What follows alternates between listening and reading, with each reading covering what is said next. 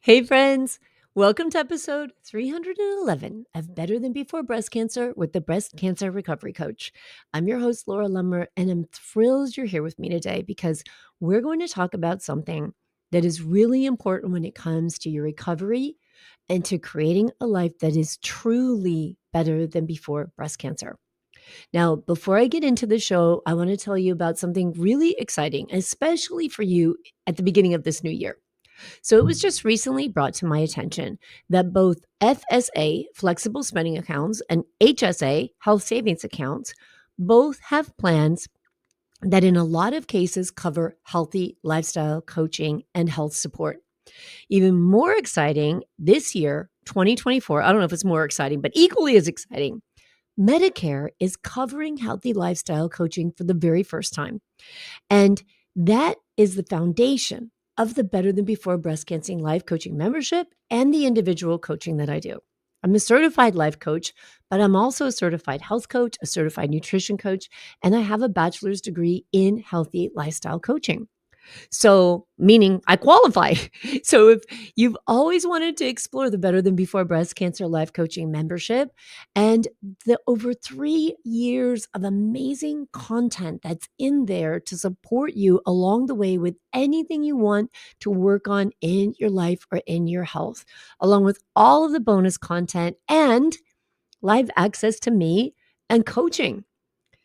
This is the time to do it. There's no better time than 2024. And if you have an HSA, an FSA, or if you're on Medicare, I'm going to include links to some information in the show notes for this episode, which you can find where you're watching it on YouTube or listening to it on a podcast platform or on my website, thebreastcancerrecoverycoach.com/311. I'll put the links in the show notes so you can check out the articles and information on this exciting news. It really thrills me because what it means to me is that insurance, organizations, healthcare corporations are actually recognizing the importance of the emotional and mental support provided through coaching and how it benefits our overall physical health. And I'm very, very excited about that. I think it's a huge missing component in our medical system. We need advocacy. We need support when it comes to not just getting information that you need to help support you in creating a healthy lifestyle, to support you in moving past trauma, to help you process all kinds of emotions that you might be going through, and to help you adopt and maintain a healthy mindset.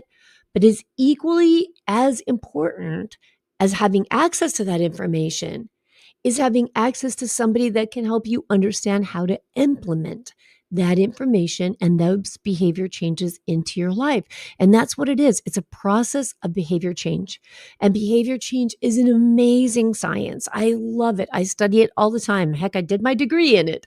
It's the foundation of all of the thought work and all that we talk about and work on here at the podcast and in my memberships, programs, and coaching, because it can literally change your life. It changed mine. It's changed the lives of so many other women that I work with. And I'm very excited and very happy to know that there are programs out there that are giving you even more options to be able to access the benefit of coaching and to support yourself. Okay, so check it out, read the show notes, and let's jump into the show because I have a lot to tell you. So, I want to talk to you about something that I'm calling our happiness ceiling. And let me tell you what that means. There's something that I notice coming up for my clients, and I've noticed it coming up for myself personally. And I've had to work through this, and especially lately. So I'll share a little bit of a story with you of my own personal experience. I've set some really big goals for myself for 2024, especially when it comes to my coaching business. Now, I've been coaching for the past oh my gosh, this is 2024. So I've been coaching for the past, I started in 2017. What is that? 7 years, nearly about 6.5 years now. But a lot of those years, first in the beginning, we're figuring it out. And then as I really launched into a really solid program in 2020, I got diagnosed with stage 4 cancer.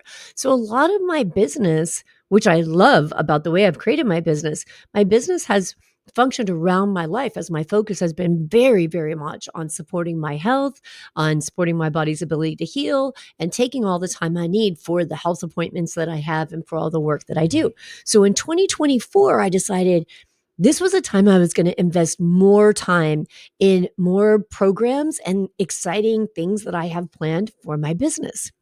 And so, what I've experienced over the last couple of weeks, as I jump into that, we're at the beginning of the year and I've got a schedule and I've got all kinds of things on the calendar that I want to create and the time that I have to put into that. So, as I'm stepping into it and leaning into these big goals, I've noticed this fear coming up.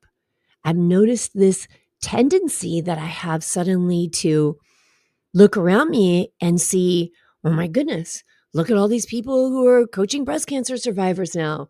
Oh my goodness, look at all this stuff these people are putting out there. Is that better than my stuff? Am I right in this direction I'm going? Should I be doing this? Should I be investing my time? Right?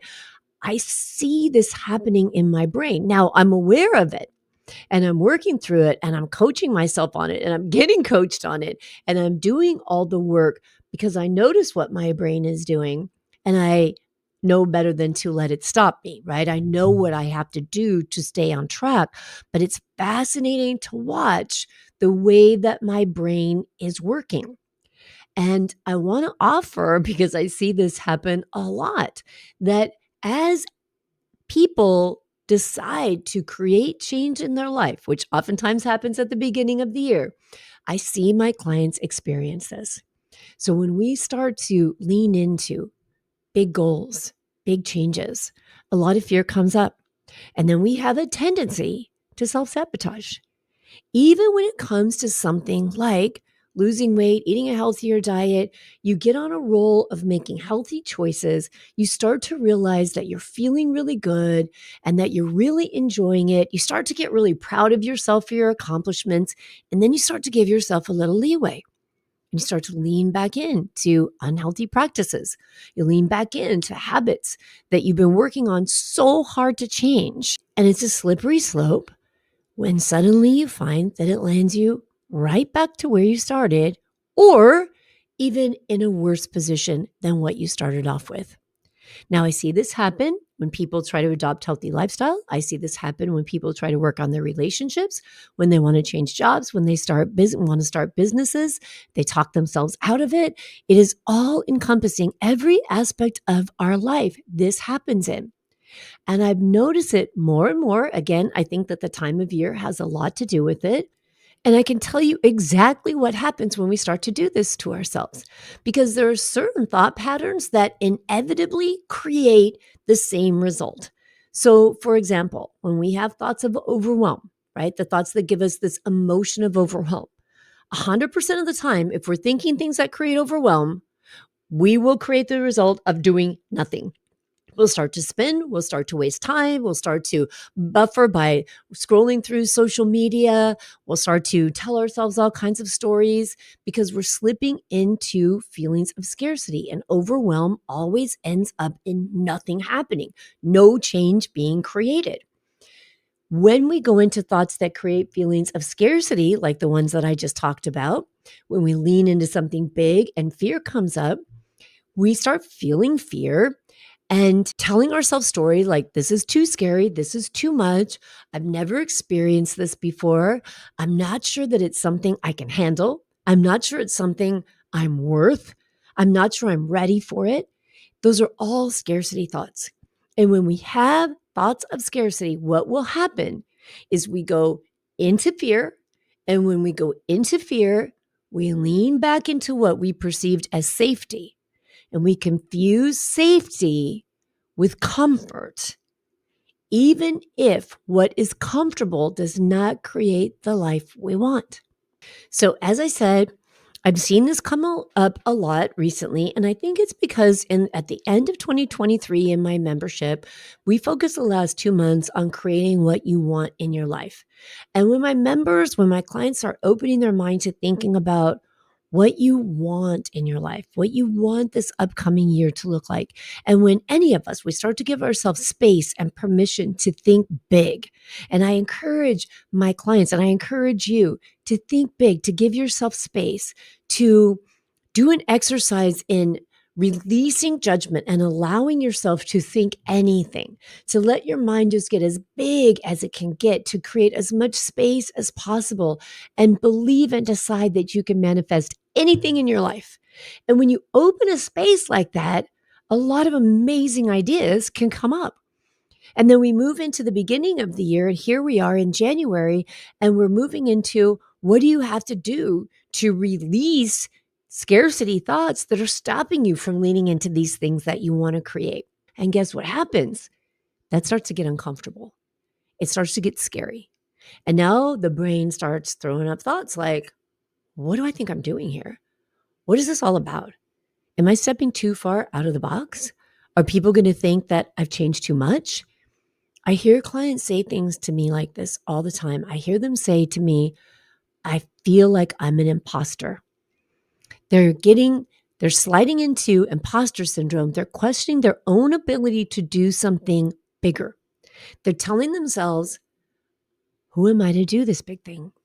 I'm no one. Who am I to do this? Who am I to take this on? Who am I to think it's okay for me to change my life? If we don't catch thoughts like that, if we don't address them, if we don't become aware that we have other choices and other ways to think, then thoughts like those, which are scarcity thoughts, fear-based thoughts, they will lead us to giving up. They will lead us to stopping. They will lead us to playing small.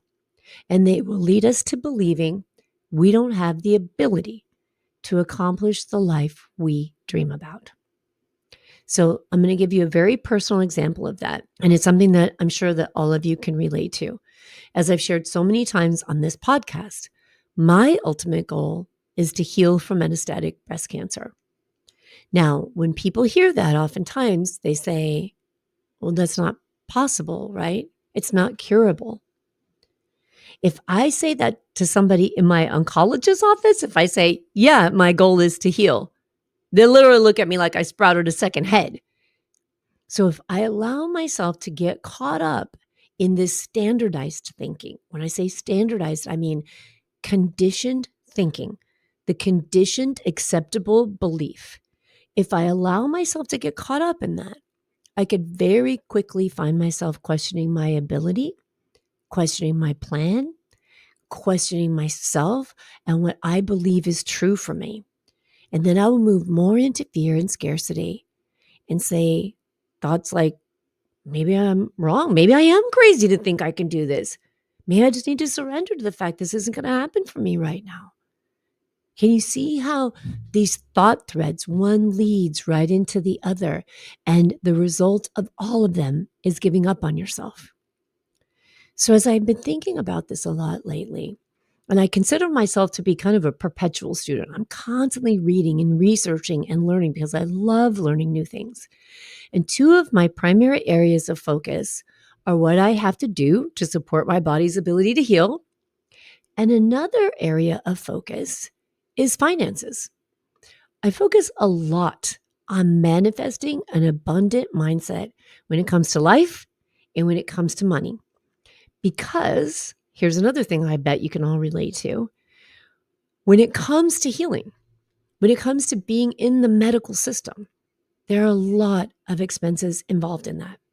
And because a lot of what I do requires that I lean into and speak to and train with and mentor with experts in the fields of healing and how to support a body's ability to heal, even more expenses come up.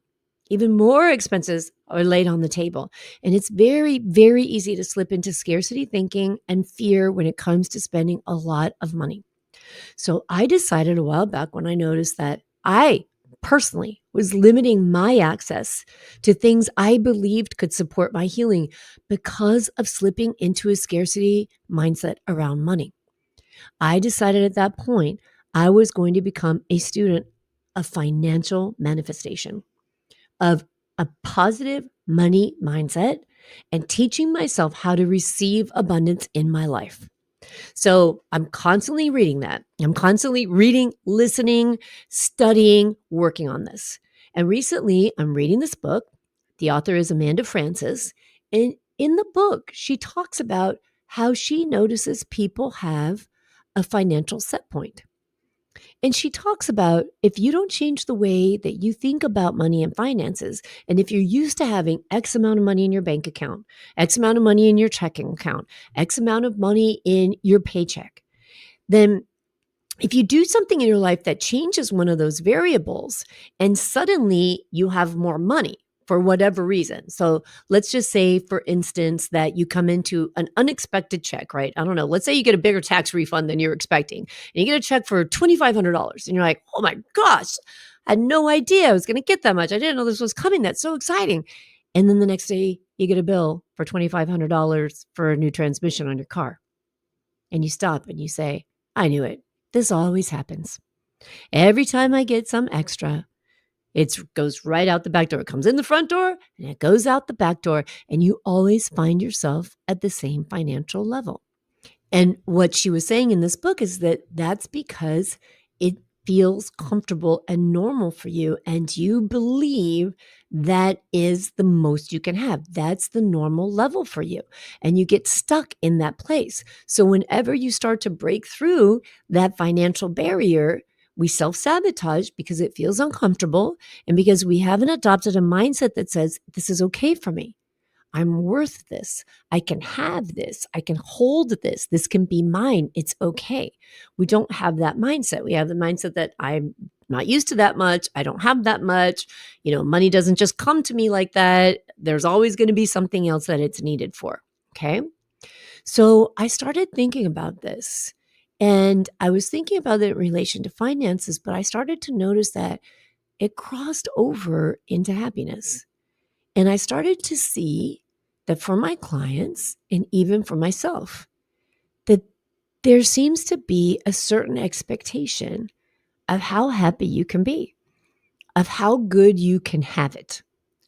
And then when things start to get better, we go into fear. We start telling ourselves things like, this can't last. This is too good to be true. This isn't sustainable. This is bound to stop, right? And inevitably, it will. Because this is how the human brain works. When you have a thought and your thought is, I don't get to be happier than this. Once I exceed that level, something will happen. And I hear this all the time. I'm just waiting for the other shoe to drop. Take me back down. And when you think that way, you're right. It will always happen because your brain will look for ways to say, I knew it. I knew this was going to happen. And that right there is how we limit ourselves to the amount of happiness we allow ourselves to bring into our lives.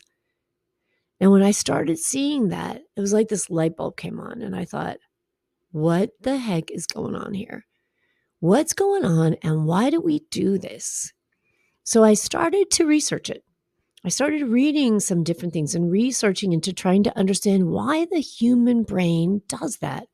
Why do we subconsciously or unconsciously sabotage ourselves and keep our lives under a certain level?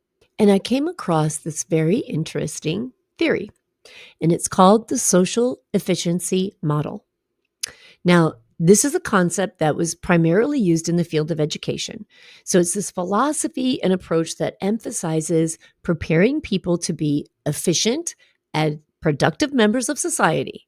So this model is grounded in the belief that the primary purpose of education should be to teach students specific skills and give them specific knowledge so that they can fulfill predetermined roles in society and in economic systems.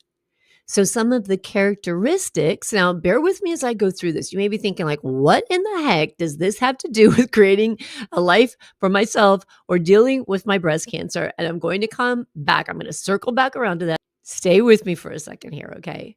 So some of the key characteristics of the social efficiency model are that one, there's a practical and vocational focus.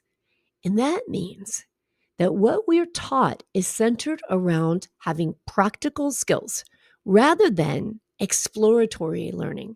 The focus of the social efficiency model is aimed directly at preparing students, because this is a foundational concept on which our public education system was founded on. It focuses on directly preparing students for specific jobs and specific roles. Standardization is very critical to this. And that means from the time we're children, right? So I started kindergarten when I was 4. I mean, that was a really long time ago. And I think kids are older now because we've got pre-K and all that kind of stuff. So maybe kids are 5, 6, 7, very, very young. But they go into school, and this key concept of standardization is a part of the model they're educated with. It's part of the model our parents were educated with and their parents were educated with. And it is this idea that everyone achieves a certain level of proficiency in all areas across all students, right? No matter where you were raised, what your ethnicity is, what your socioeconomic background is. The whole purpose of the system is rooted in everyone meeting a standard. Another key concept is conformity. It's conforming to social needs so that this system is designed to teach people to conform to the existing social and economic structures. The idea is to produce people who can effectively function in the current economic system, right? Be better employees. And that concept limits the emphasis on individualism. So, unlike philosophies that prioritize individual development and critical thinking, the social efficiency model downplays individualism in favor of conforming to social norms and expectations. So, when I read about this model, I thought, holy cow, this is starting to make sense, right? The penny is dropping here. Because let's think about this. If we're taught from children, from small children, to meet a standard, and that everyone is expected to meet that standard, we're taught to conform to this expectation and not be an outlier, right? Don't be a disruptor, conform. Understand, here's how things work. Don't think about how there are other ways that things might work, because that's not what we're trying to teach you. We're trying to teach you this is how it works, and this is what is expected. This is what is called normal, quote unquote. So, what does this have to do with the happiness ceiling? What does this have to do with your life? Well, the concept of self-sabotage in relation to the happiness ceiling is very intertwined with the social efficiency model if we think about it. Because the framework that we've been educated in, that we've been conditioned in our society, in our schools, in our workplaces, it emphasizes conforming to standards. And that shapes how we view our world, our life, our success, our happiness. When society emphasizes being average, being normal, it can stifle your personal growth and your self-expression. So for breast cancer survivors, think about this. You've undergone a life-altering experience. And how badly do you want to return to average? How badly do you want to be normal again? How often do you tell yourself, I want to feel normal again? We tell ourselves that being normal is the expectation. We've been taught our whole lives to internalize the idea of a social standard. And this internalization, it unconsciously creates a happiness ceiling where we believe that if we exceed this benchmark, then it's uncomfortable because it's not the norm. It's not the norm you've been used to. And even worse than not being something that's considered normal or that you're comfortable or used to, you might stand out. You might have this underlying fear, this subconscious, even unconscious fear that being different from normal is not safe. So, what do you do in order to appear normal? You downplay your own struggles. You downplay your own achievements. You don't celebrate your successes. You downplay your own needs so you can continue to fit into what you have decided and society has conditioned you to believe is normal. So when you get close to the edge of what you believe is normal and you're veering out of this range of normalcy, whether it's because you have breast cancer and now you're not normal because you're sick. So you've dipped underneath the normal standard, right? Or after breast cancer treatment, you made a decision to make some changes in your life. You've stared death in the face. You've realized that life is short, and you've realized that there's all kinds of stuff that you haven't done then you start thinking, these things sound exciting. These things sound like fun.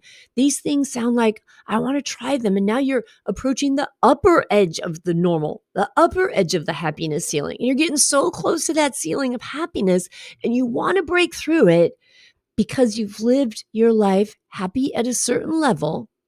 And now you want to be happier at a higher level. And that doesn't feel normal. It doesn't feel comfortable. And you start saying things to yourself like, maybe I shouldn't expect this. Maybe I don't deserve this. Maybe I'm not worth this. And the scarcity thinking starts to slip in. And you get more uncomfortable because you hit the ceiling. And when we hit the ceiling, we say, whoa, whoa, whoa, I got to come back down. I've got to stay normal. And so we subtly sabotage ourselves over and over so that we slide back into what feels normal because that's a safety mechanism. It's a way of pulling ourselves back into a comfort zone that we've established by whatever social norms you've agreed to as an adult. You know, one of the most common things that I hear when I'm coaching women is that they're holding back.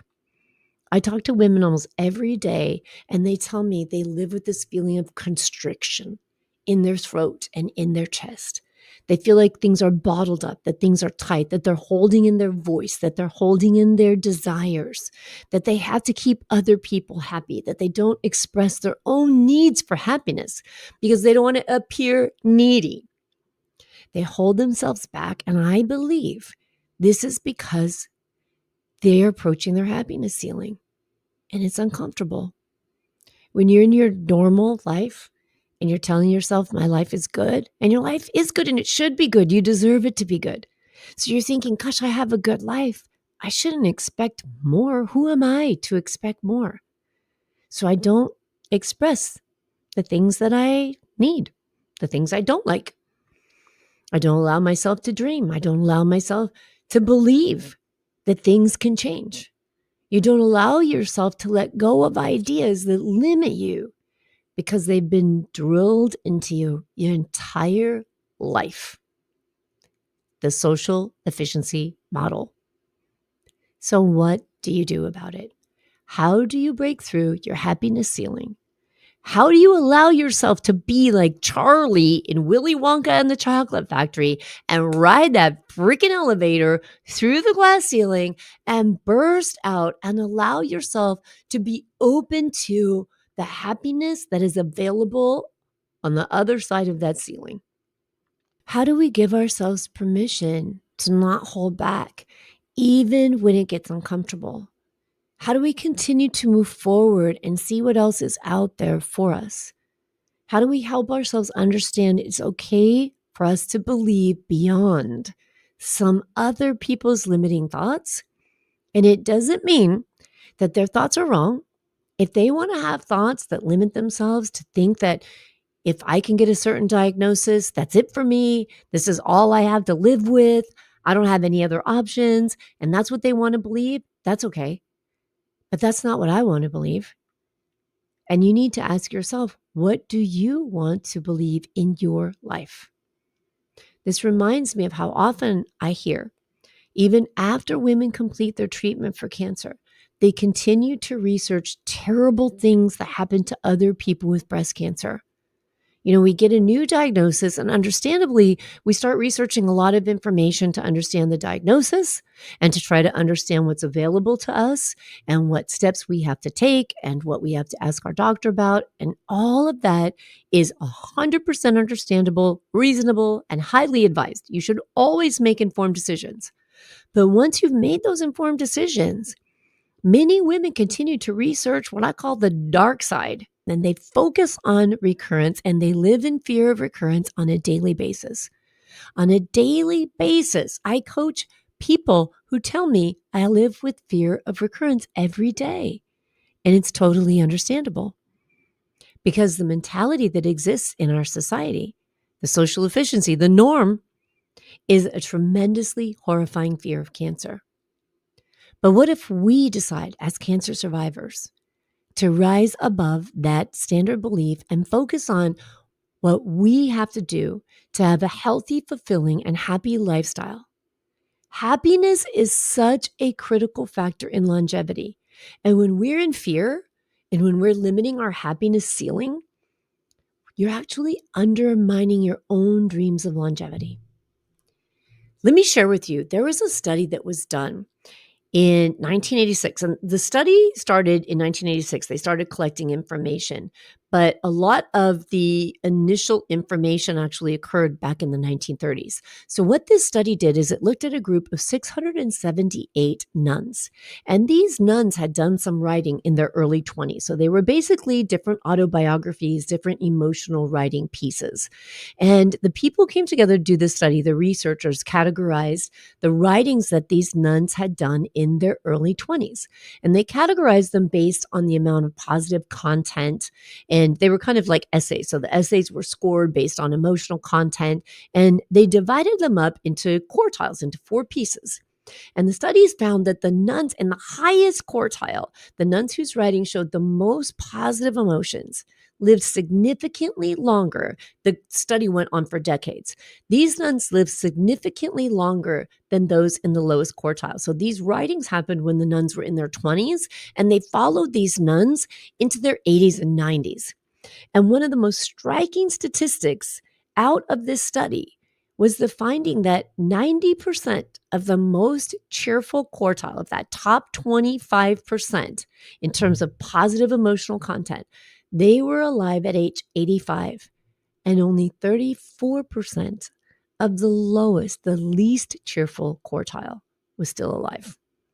90% compared to 34%.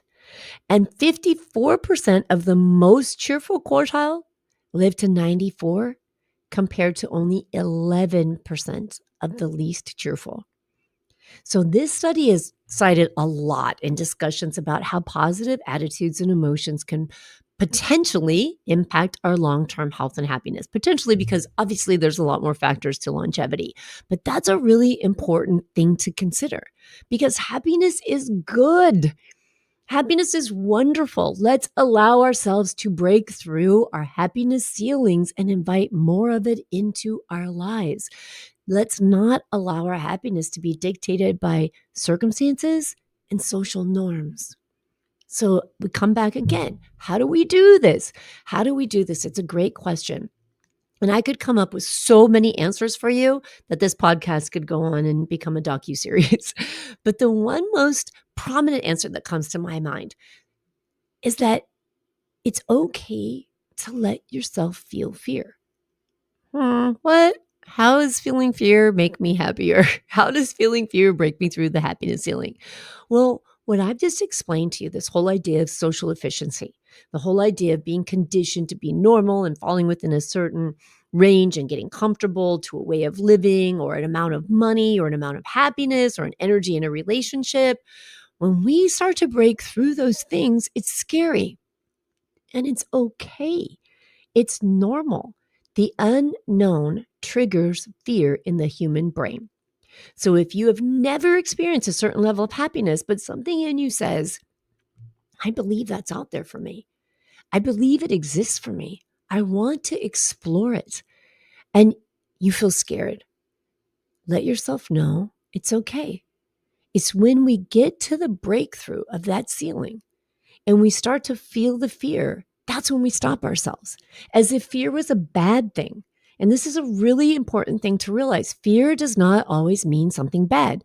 Sometimes fear means that something's bad and we should pay attention and keep ourselves safe. But sometimes fear just means, I don't know what's coming. I don't know what to expect. It's like being on a big roller coaster. It's scary when you get up to the top of the big loop because you don't know how far down you're going on the other side or how fast it's going to be. So you're supposed to feel scared. It's healthy. It's a healthy mentality to be scared of something you don't know.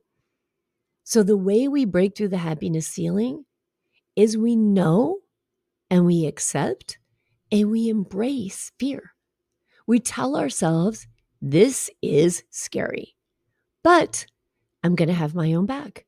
I'm not going to resist the fear. I'm not going to say this shouldn't be scary. This should feel normal. No, it shouldn't feel normal. If you're trying to do something you've never done, if you're trying to achieve a level of happiness you've never achieved, if you're trying to think in a way that you've never thought before, it's not going to feel normal because it isn't normal. It's beyond normal. It's beyond the normal you're familiar with. So fear will come up. And when we try to suppress the fear, when we try to resist the fear, we push it away. We say, it's not okay to feel fear. I shouldn't feel fear. That's when you stop yourself dead in your tracks. So if I could give you one thing to practice as you move into creating whatever it is you want to create in your life going forward, whether it's a healthier lifestyle, a different way of thinking, a new career, a new business, a new way of thinking about your healing, a new hobby, a new adventure, meeting new people, whatever it is, if I could tell you one thing, I'd say, expect to feel uncomfortable and tell yourself it's okay. This is uncomfortable, but I know how to be uncomfortable because I know if you're listening to this podcast, you've been through some uncomfortable stuff in your life. So remind yourself of that. Remind yourself when you overcame the feeling of discomfort. And on the other side of that discomfort was achievement. And remind yourself how good that achievement felt, even if it was something that was way beyond what you thought was normal. After my first round of breast cancer treatment, of breast cancer diagnosis and breast cancer treatment, I came out of that treatment as a 50-year-old with a different body, a lot of trauma, a lot of negative emotions I needed to process. And I decided to go back to college. I decided to spend a lot of money and a lot of time on a degree. And everyone around me thought I was out of my freaking mind. What is the point of going back to college when you're 50? Hold on. You just went through breast cancer treatment. What are you doing? What if you don't live long enough? What if you get cancer again? How do you know you're going to be okay? Because the idea of going through something as traumatic as cancer and coming out on the other side and saying, now I'm going to invest a whole lot of money and a whole lot of time in creating something bigger for myself. People are like, what is wrong with you? That's not what you're supposed to do. You're supposed to be like, thank God I'm alive and just be happy to be there and spend more time with your kids and stay in your small space and stay safe. But that wasn't what I wanted. So it was very uncomfortable. It was hard to feel confident in my own desire to believe in what I felt was driving me to do something. And I'm certainly not suggesting that everybody go back to college and earn a degree or something like that. But what I'm saying is if there's something you know and you believe that would make you happier if you pursued it, even making your closest relationship a better relationship. God knows that's scary. Learning how to transparently communicate with someone that you love after you've had an established routine for who knows, 5 years, 8 years, 10 years, 15, 30, 40 years. And then suddenly you're like, hey, this relationship has to change, buddy. You need to get up off of that chair and start helping me do the dishes. That in and of itself is breaking through a ceiling and it's uncomfortable. You've been conditioned to stay within the status quo. And as a result of that, so many of us have unconsciously created a happiness ceiling, and it's time to break through that ceiling, isn't it? So I want to offer you a couple of thoughts to work with. 1, I am open to receiving unlimited happiness in my life. 2, as I teach myself to stay open to receiving unlimited happiness, it's going to feel uncomfortable, and that's okay. 3, when I feel uncomfortable, as I break through my happiness ceiling, I'm going to hold my own hand, have my own back, and I'm going to reach out for any support I need so that I can keep moving forward even when it feels scary. I want you just to consider those thoughts. I'm even going to write those thoughts, all 3 of them, in the show notes for this episode so you can copy and paste them onto a Word document and print them out and put them on your bathroom mirror. I want you to think about them. I want you to tell yourself them. I want you to just keep looking at those thoughts and ask yourself, do you have a happiness ceiling? Can you see a pattern in your life of even subconsciously self-sabotaging when you start to reach that ceiling? And would you like to see what's on the other side of that ceiling? I know I want to see it. And if you want to see it and you need help with it, come and join me in the Better Than Before Breast Cancer Life Coaching membership and get the support that you need to make it happen. Get all the details at thebreastcancerrecoverycoach.com/life coaching, or you can scroll down where you're listening to this podcast or watching it on YouTube and just click the link and join me in the life coaching membership. You will be so happy you did.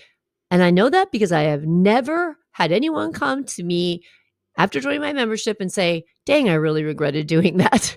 All right. I've never heard anyone say anything but positives. All right, my friends, I'm going to leave you with those thoughts. Let's break through our happiness ceilings. Let's be good to ourselves. And I'll talk to you again very soon. Take care.